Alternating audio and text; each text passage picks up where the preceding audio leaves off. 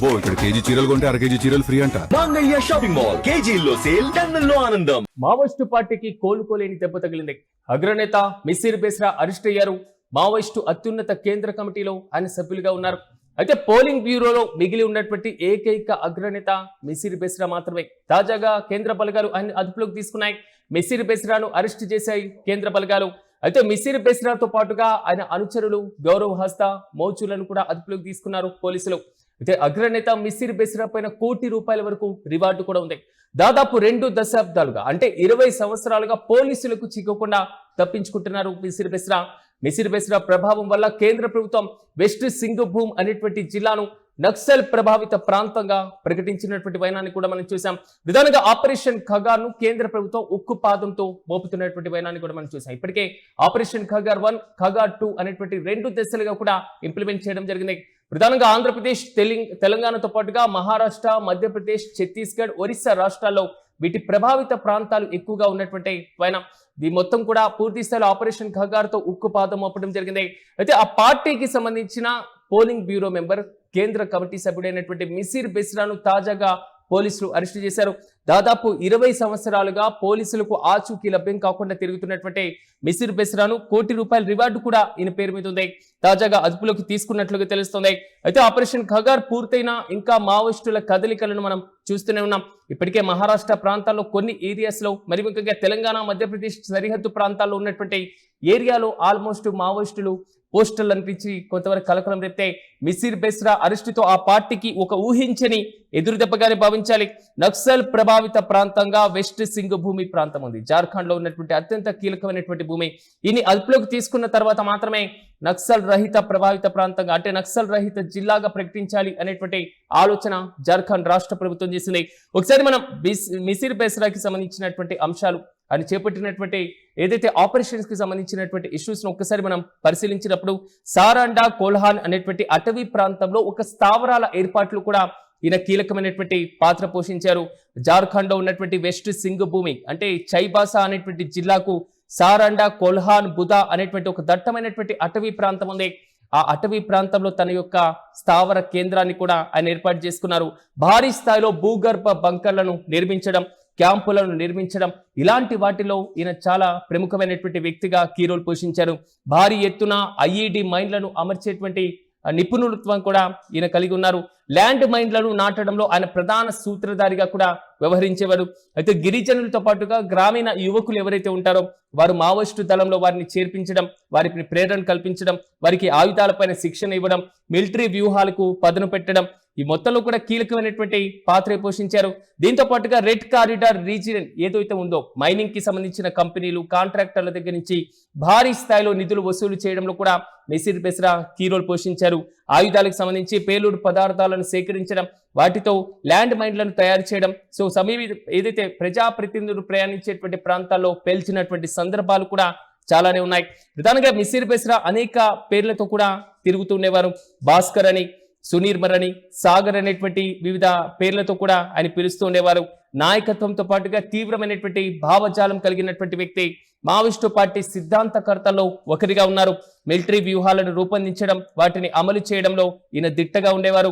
అయితే ఈయన ప్రధానంగా జార్ఖండ్ లో ఉన్నటువంటి వెస్ట్ సింగు భూమిలో ఉన్నటువంటి ఒక అటవీ ప్రాంతంలోనే ఒక కేంద్రంగా మర్చుకున్నటువంటి వైనాన్ని, మిసిర్ బేస్రాని పట్టుకున్న తర్వాతనే మావోయిస్టు రహిత ప్రాంతంగా ప్రకటించాలి అంటూ కూడా జార్ఖండ్ ప్రభుత్వం నిర్ణయం తీసుకుంది. దాదాపు 20 సంవత్సరాలుగా ఈయన కోసం వెతుకులాట ప్రారంభించినటువంటి వైనాన్ని కూడా మనం చూస్తున్నాం.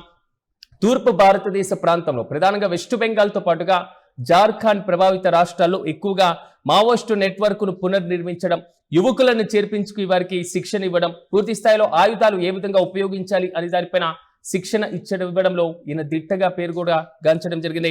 అయితే 2007లో ఒకసారి మనం చూస్తే భద్రతా బలగాలకి చిక్కినప్పుడు 2009లో బీహార్లో ఉన్నటువంటి లాకీసరే కోర్టుకు ఈయన్ని తీసుకొని వెళ్తుండగా పోలీసుల నుంచి తప్పించుకొని మళ్ళీ అజ్ఞాతంలోకి వెళ్ళిపోవడం జరిగింది. ఒక్కసారిగా దేశవ్యాప్తంగా సంచలనం రేపినటువంటి ఘటనగానే భావించాలి.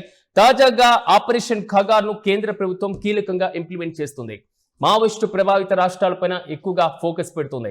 ఈ నేపథ్యంలో ఆంధ్రప్రదేశ్ లో చాలా మంది మావోయిస్టులు లొంగిపోయారు, జార్ఖండ్ లో లొంగిపోయారు, ఒరిస్సాలో లొంగిపోయారు. ఛత్తీస్గఢ్, మహారాష్ట్ర, మధ్యప్రదేశ్, తెలంగాణలో భారీ స్థాయిలో మావోయిస్టులు అక్కడి ప్రభుత్వం కల్పిస్తున్నటువంటి సౌకర్యాలతో జనజీవన స్రవంతిలో కలిసిపోవాలి అనేటువంటి ఆలోచన కొంతమంది చేస్తే, సో సమాజంలో కలిసిపోయిన తర్వాత రాజకీయపరమైనటువంటి పార్టీల ఏర్పాటు దిశగా అడుగులు వేసినటువంటి వైరం కూడా మనం చూసాం.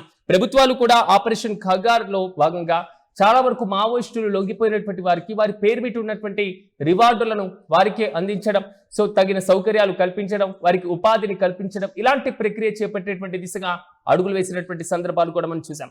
కానీ ఆపరేషన్ ఖగర్ 2 దశల్లో ఇంప్లిమెంట్ చేసిన మార్చి 30 నాటికి దీనికి సంబంధించిన డెడ్ లైన్ విధించుకున్నా ఇది పూర్తిగా పొలిస్టాప్ పడేటువంటి ఆలోచన యోచన ఇంకా లేదు. ఇంకా మావోయిస్టులు మన దేశంలో ఉన్నారు అనేటువంటి ఒక బలమైనటువంటి వాదన కనబడింది. కానీ అంత క్లిష్టంగా ఇంప్లిమెంట్ చేసినటువంటి మావోయిస్ట్ ఖగాన్ని కూడా తప్పించుకొని మిసిర్ బెస్రా ఉన్నారంటే ఈయనకున్నటువంటి ఆ పూర్తి స్థాయి ఆ దౌత్యపరమైనటువంటి అంశాలు మాత్రం చాలా కీ రోల్ పోషిస్తున్నాయి. పూర్తిగా రహస్య ప్రాంతాలకు వెళ్ళడం, తలదాచుకోవడం, అతని యొక్క సైన్యాన్ని ఏర్పాటు చేసుకోవడం, కేంద్ర బలగాలు వస్తున్నటువంటి సందర్భంలో ఆ ప్రాంతం నుంచి పరారీలు అవ్వడం, సో వివిధ పేర్లతో వేరే వేరే ప్రాంతాల్లో తిరగడం, ఏ విధంగా తప్పించుకోవాలి, ఏ విధంగా పూర్తి స్థాయిలో వ్యూహరచన చేయాలి అనే దాంట్లో మిసిర్ బెస్రా ఆరి తేరి ఉన్నారు అనేటువంటి వాదన కూడా ఉంది. అయితే ఆ పార్టీకి సంబంధించిన అత్యున్నత కేంద్ర కమిటీలో కూడా ఈయన మెంబర్గా ఉన్నారు. పోలింగ్ బ్యూరోలో కూడా ఏకైక మిగిలి ఉన్నటువంటి వ్యక్తి మిసిర్ బెస్రా మాత్రమే. తాజాగా ఆయన అదుపులోకి తీసుకున్నారు కేంద్ర బలగాలు. ఈ నేపథ్యంలో మావోయిస్టు రహిత జిల్లాగా ఇకపైన జార్ఖండ్ లో ఉన్నటువంటి సింగ్ భూమి జిల్లాను ప్రకటించేటువంటి అవకాశాలు అయితే చాలా స్పష్టంగా కనబడుతున్నాయి. దేశంలో మావోయిస్టుల ప్రాబల్యం క్రమంగా తగ్గుతున్నటువంటి వైనాన్ని కూడా మనం చూస్తున్నాం.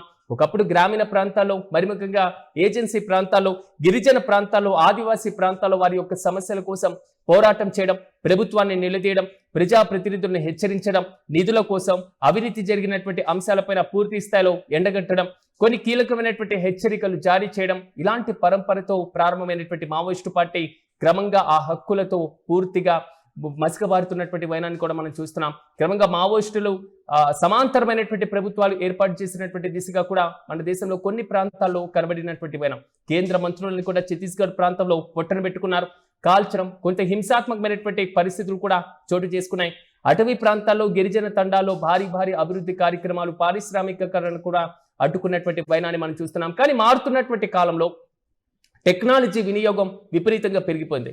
గ్రామీణ ప్రాంతాల్లో, ఏజెన్సీ ప్రాంతాల్లో, ఇప్పటికీ కూడా కొన్ని గిరిజన ప్రాంతాల్లో, తండాల్లో కూడా రహదారుల సౌకర్యాలు, సో సాంకేతికతను ఉపయోగించడం, ప్రభుత్వ పథకాలను చేర్చడం, ప్రతి అంశంలో కూడా గిరిజనుల ప్రభుత్వం కల్పిస్తున్నటువంటి సౌకర్యాల పట్ల ఆసక్తిని ఎక్కువగా కనపరుస్తూ ఉన్నారు. ఇలాంటి సందర్భంలో మావోయిస్టుల అవసరం వారికి లేకుండా పోవడం, కొంతవరకు తగ్గడం, ఈ మొత్తం కూడా మావోయిస్టుల ప్రాబల్యం తగ్గడానికి కొంతవరకు కారణంగా తెలుస్తుంది. దీంతో పాటుగా వారికి వస్తున్నటువంటి ఆర్థిక పరమైనటువంటి అంశాలు, అటవీ ప్రాంతంలోనే ఉండవడం, మరి కేంద్ర బలగాలు ఎప్పుడొచ్చి స్పెషల్ ఆపరేషన్ చేపట్టి అక్కడే ఎన్కౌంటర్ల పేరిట ఏరివేయడం, ఇలాంటి ప్రక్రియ కూడా మరో రకంగా ప్రతికూలంగానే కనబడింది. దీంతో పాటుగా అనారోగ్య సమస్యలు కూడా చాలా మంది మావోయిస్టులు లొంగిపోవడానికి ఒక ప్రధానమైనటువంటి కారణంగానే చూసాం. తెలంగాణ ప్రాంతంలో హైదరాబాద్లో డీజీపీ కార్యాలయానికి వచ్చి మావోయిస్టులు లొంగిపోయినటువంటి సందర్భంలో ఒకానొక యువత కూడా మావోయిజంలో ఇంతమంది ఉన్నారా, ఇంతమంది ఆయుధాలు, ఇన్ని భారీ స్థాయిలో AK-47లు వీరి దగ్గర ఉన్నాయా, మందుగుండలు వీరి దగ్గర ఉన్నాయా అనేటువంటి కొత్త కోణం కూడా చర్చకు వచ్చినాయి. ఎట్టకేలకు దేశంలో ఆపరేషన్ ఖగార్ ఇంప్లిమెంటేషన్ చేసిన తర్వాత కూడా ఉక్కు పాదంతోనే మావోయిస్టుల ఏరివేత ప్రక్రియను మాత్రం కేంద్ర బలగాలు చేపట్టాయి. ఆ పార్టీకి సంబంధించిన కేంద్ర కమిటీ సభ్యుడు, పోలింగ్ బ్యూరో మెంబర్గా ఉన్నటువంటి ఏకైక వ్యక్తి, అగ్రనేత మిసిర్ బెస్రా తాజాగా అరెస్ట్ అయ్యారు. మిసిర్ బెస్రాను అదుపులోకి తీసుకున్నాయి కేంద్ర బలగాలు. ఆయనతో పాటుగా ఆయన అనుచరులుగా ఉన్నటువంటి గౌరవ్ హస్తా, మోచు, వీళ్ళిద్దరు కూడా కీ రోల్ పోషించేవారు. మిసిర్ బెస్రా చేసేటువంటి ప్రతి వ్యూహంలో కూడా కీలకమైనటువంటి అంశంగా వీరు ఈ ప్రక్రియను కూడా చేపట్టేవారు. ప్రస్తుతం వీరు కూడా పోలీసులు అదుపులో ఉన్నట్లుగా తెలుస్తున్నాయి. అయితే అగ్రనేత మిసిర్ బెస్రా పైన ₹1 కోటి వరకు కూడా రిమాండ్ ఉంది. దాదాపు 20 ఏళ్లుగా పోలీసులకు చిక్కకుండా, కనీసం ఆచూకీ లభ్యం కాకుండా, మధ్యలో ఒకసారి దొరికిన వెంటనే తప్పించుకున్నటువంటి వైనాన్ని కూడా మనం చూసాం. సో ఇప్పుడు మిసిర్ బెస్రాను తాజాగా అదుపులోకి తీసుకోవడం ద్వారా మాత్రం బెస్రా ప్రభావంతో కేంద్ర ప్రభుత్వం వెస్ట్ సింగ్ భూమిని నక్సల్ ప్రభావిత ప్రాంతంగా ప్రకటించేది, దాన్ని కూడా నక్సల్ రహిత ప్రభావిత ప్రాంతంగా ప్రకటించేటువంటి అవకాశాలు అయితే చాలా స్పష్టంగా కనబడుతున్నాయి. చూడాలి, మిసిర్ బెస్రా తాజాగా అరెస్ట్ అవ్వడంతో ఇంకా మిగిలి ఉన్నటువంటి మావోయిస్టులు కూడా లొంగిపోయేటువంటి పరిస్థితులు కనబడుతున్నాయి. లేదా వారి కోసం కూడా కేంద్ర బలగాలు గాలింపు చర్యలను మాత్రం ముమ్మరం చేసినటువంటి వైనాన్ని మనం చూస్తున్నాం.